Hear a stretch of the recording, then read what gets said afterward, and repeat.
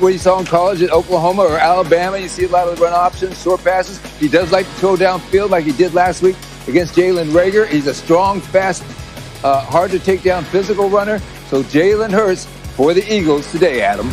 And more, for the time being, the Philadelphia Eagles intend to keep Carson Wentz, but they are on the clock. The Eagles must make a decision by the second day of the league year in March of 2021, because on the third day of the league year, Wentz's $22 million base salary for 2022 becomes fully guaranteed, and his roster bonus of $10 million also is paid out. So even though the organization is saying all the right things about Wentz for now, and even though they are tied to him financially, there are some decisions that loom in the future, but for now, they do intend to keep him. They don't plan on trading him, and the cost, frankly, is prohibitive, Sam, if they do.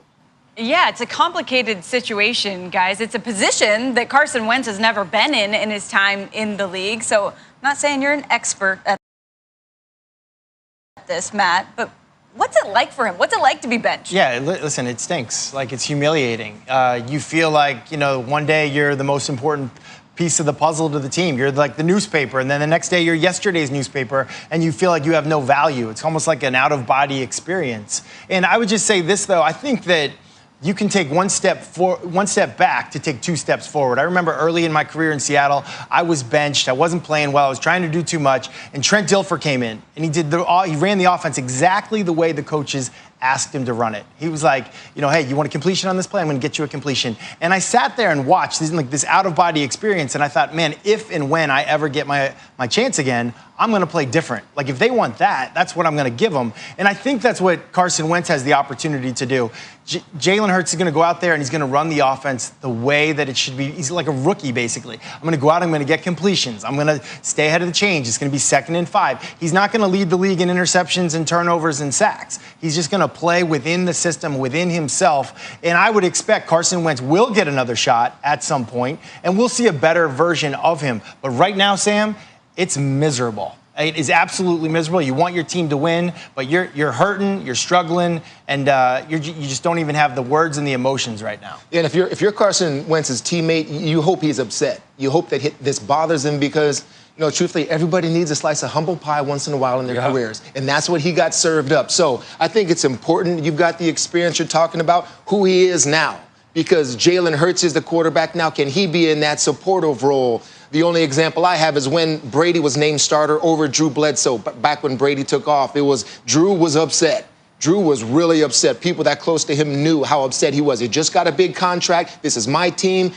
Behind closed doors, yes, he voiced his opinion. But still, he was supportive to Brady on the sideline. He was a resource for Tom. Can Carson Wentz fulfill that role?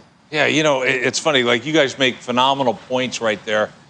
But Sam talked about how this has never happened to Carson Wentz before, but it sure feels like it's happened before, doesn't it?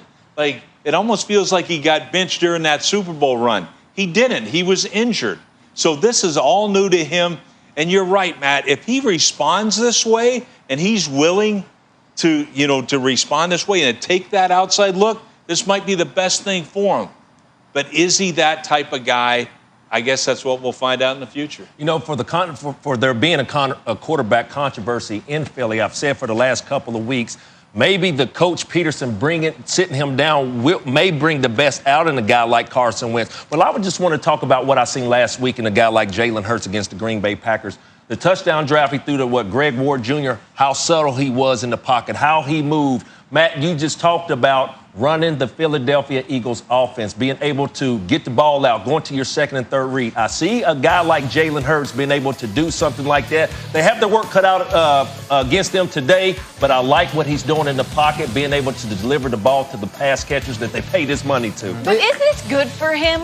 Like, if you're Jalen Hurts, you got to know the leash is very short when you've got a guy that's making $100 million sitting on the bench waiting to get back in. And from Adam's report, by all intents and purposes, in terms of Philly's perspective, they're expecting to get Carson back. So how long is the leash? You throw a couple picks and you're pulled? We talked about the reset button that was needed by Carson Wentz. You can tell Doug Peterson was trying to coach him out of his struggles, and that just wasn't happening. And so this is your last resort, and you have to do it. I think it's good for Carson Wentz. I mean, I think of the situation that he's been in for the last couple years, and the Philadelphia Eagles won a Super Bowl, and he had to watch. And the guy that won the Super Bowl, that was the MVP, they got rid of.